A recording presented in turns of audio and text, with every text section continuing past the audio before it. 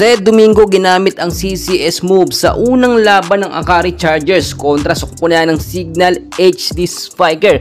Well mga idol, makikita ninyo ang muling pagbalik ni Sed Domingo kung ano nga ba yung mga natutunan niya simula nang umalis siya sa CCS. Well, nakikita nyo naman, set 1, set 2 ay talagang di kita ng score ng Akari Chargers at ng Signal HD Spikers.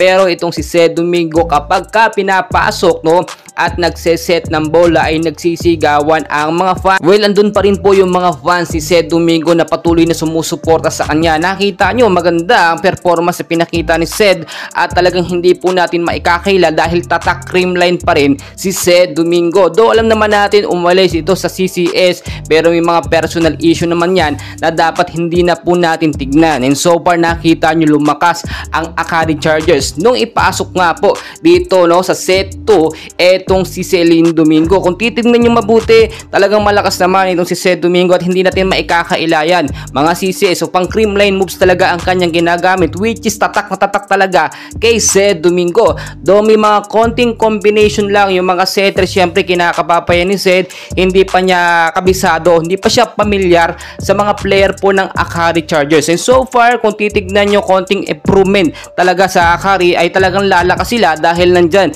etong dating player po ng creamline na si Sed Domingo. Well mga kaibigan, lumipat man sa ibang kupunan nitong si Sed Domingo, ituloy-tuloy pa rin ang suporta natin.